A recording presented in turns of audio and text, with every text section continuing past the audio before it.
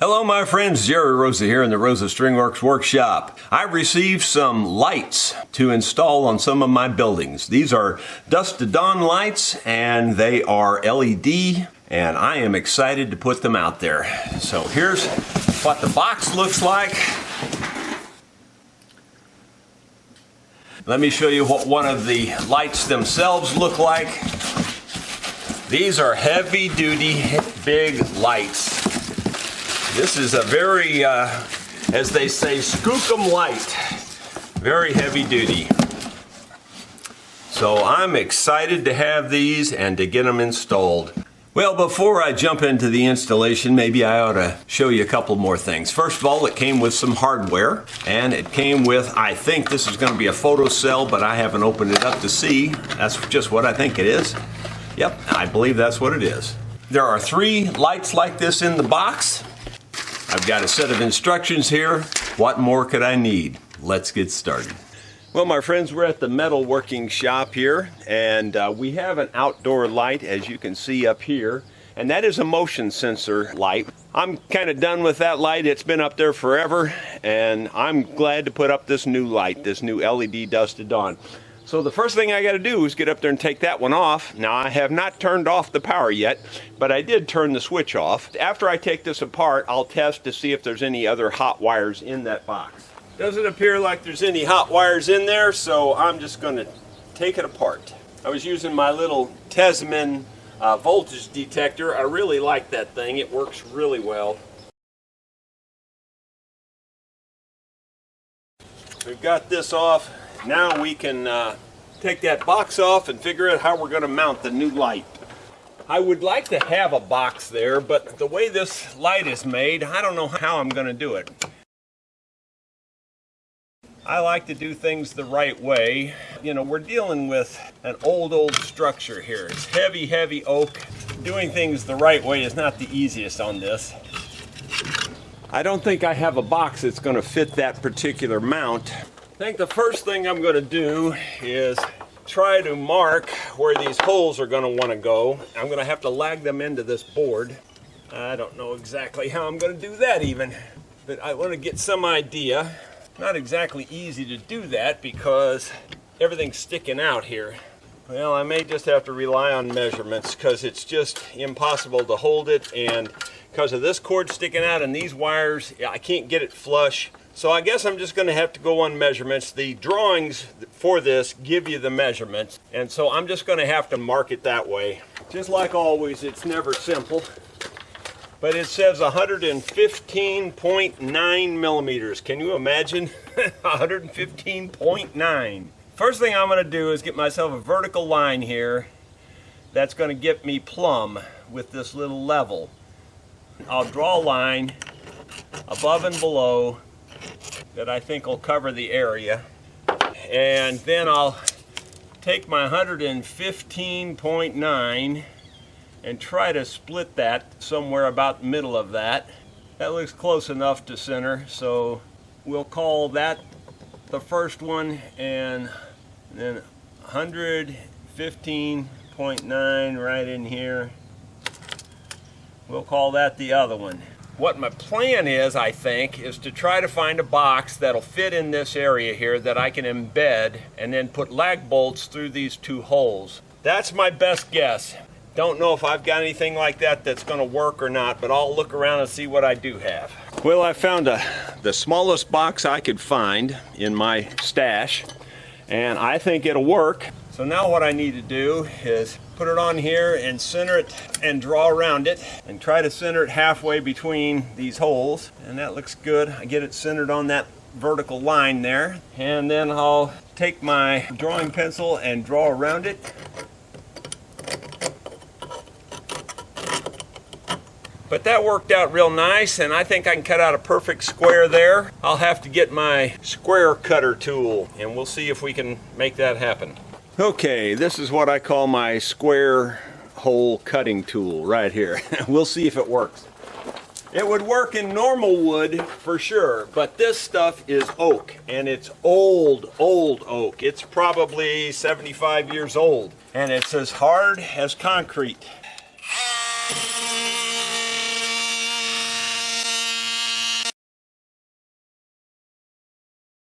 I didn't expect it to cut it very well, to be honest, but it did a pretty good job. I can tell it's loose, but it ain't loose, if you know what I mean. Let me see if I can, there we go, now we're getting it. Now we're getting it, yep. Perfect, just absolutely perfect. Now will we get lucky and have this go in on the first time, or will we have to do some trimming? And the odds are we're gonna do some trimming, but you never know. Might get lucky. I could have made it a hair bigger, you know what I mean? I never do that. I always make it exactly the right size, and I got a yellow jacket coming after me here. I think I can drive that in. I'll just need to get a little persuader. Got the little orange persuader here. I think it'll go in.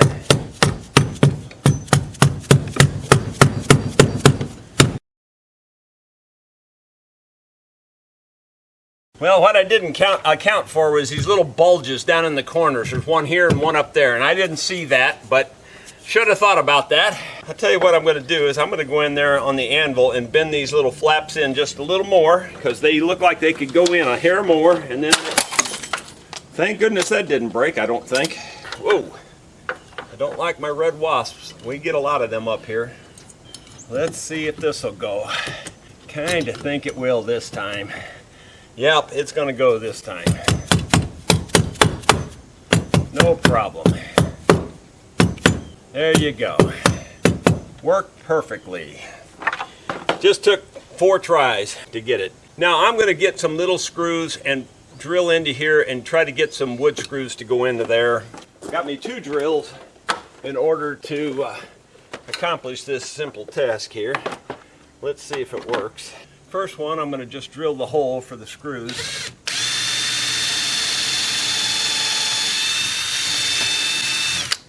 Kind of drilling them a little bit of an angle because there's nothing there.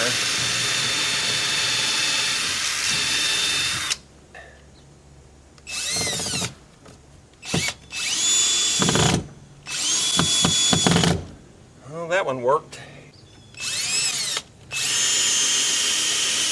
Okay. That box is locked in there. It ain't going nowhere. Now we can drill the bigger holes for the mounting screws. While I got this here, I'll just drill a pilot hole and then we'll put a bigger bit on there. Well, off camera, I found some good lag bolts. These are old. These are very old, square-headed lag bolts. They're older than the building, more than likely, but they're perfect shape. I cleaned them up on the wire wheel, and then I waxed them with beeswax so that they'll go in fairly easy. The only negative of these is you can't use power tools to drive it unless you have a square drive, and I could probably come up with one if I had to, but I'm not worried about that for this little bit of work. But I do have a drill here. I'm going to go ahead and drill where I already put the pilot holes, and then I'm going to test fit these lags in there before I get that heavy light up there.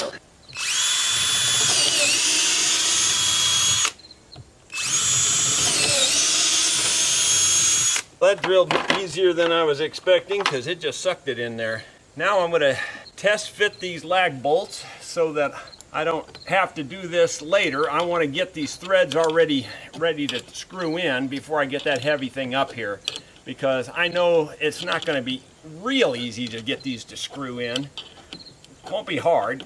I mean, it'll work, but no point in fighting it with the heavy load. It'd be nice if those lights had a slot on them where you could pre-install the screws and then slide the lights down on the screws, but they don't work that way. They have holes, so you have to do it the way I'm doing it here.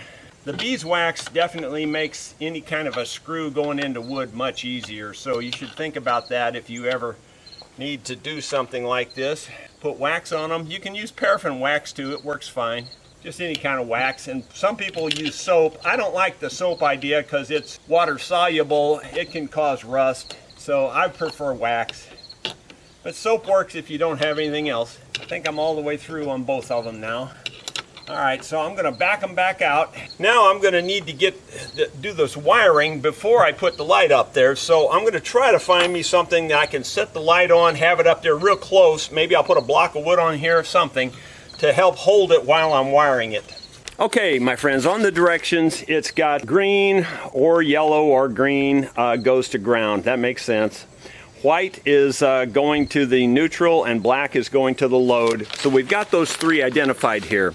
Now we have two other colors. We've got a what I would call a purple and a pink, and sure enough it shows it on here as purple and pink. Of course I have to be out here in the sunlight to see that, being colorblind, but I can tell generally. I don't know how I tell, but I tell, even though I've never passed a colorblind test ever. But the pink and the purple are for dimming this light.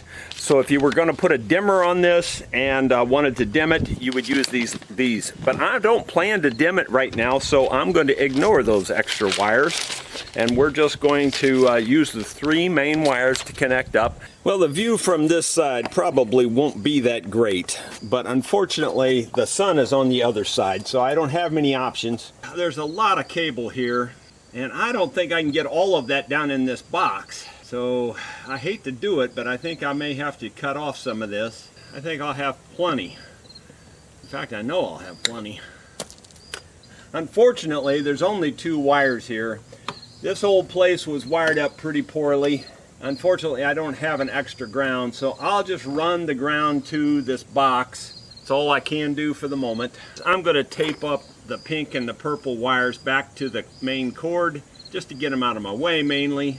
And then they're kind of secured that way. Okay, then I'll use my Tesman wire strippers. I really like these wire strippers. They're really nice. A lot of guys will frown on this, but I'm going to go ahead and solder the ends of these wires. I know a lot of electricians don't like that, but I'm going to solder the end of these wires and then put wire nuts on here, and it'll just make a better, more secure connection for me. Okay, I've got all three wires soldered up. Like I said, I understand that a lot of people don't like that. All I can say is it's the way I like to do it. It works for me. I've done it that way for years and never had a problem. I know you can't see what I'm doing, but there's a little screw that I can put into the box that I can barely get to, but it'll work. Now, if I put a crimp-on connector on that ground, I can put it on there real easy. So that's just what I'm going to do. Alright, it's at least grounded back to the box. That's not the best, I get it, but stuff happens.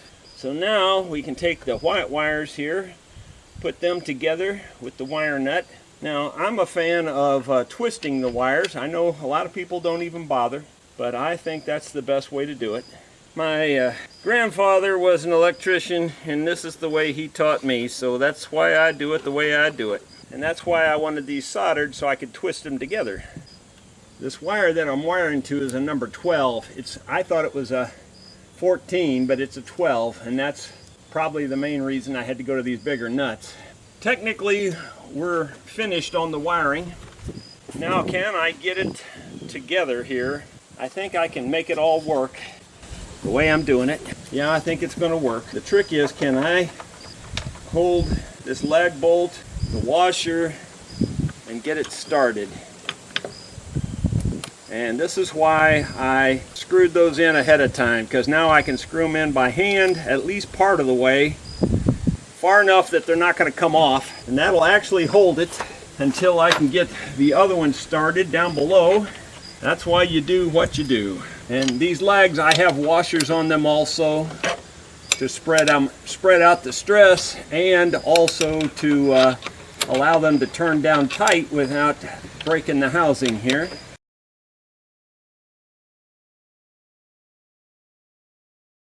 Tighten that one just a little bit more. That is solid. It ain't going nowhere, I promise you. It's better than the old one was, I can tell you that for sure.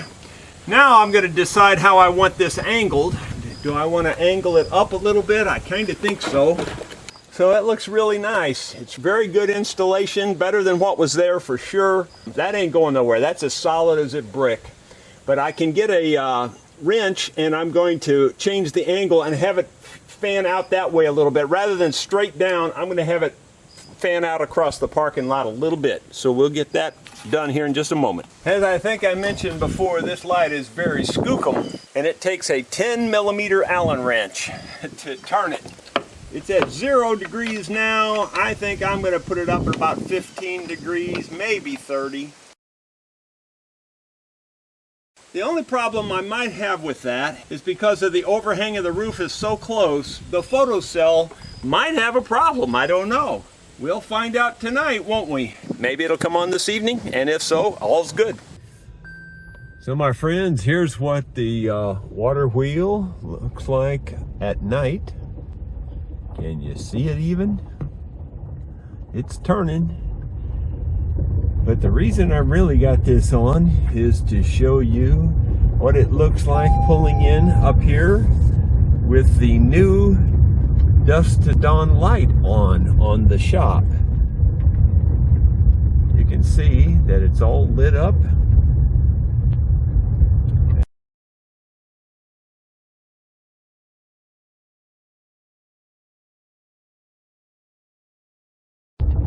You can see it's nice and bright. I won't get lost looking for my car anymore in the dark.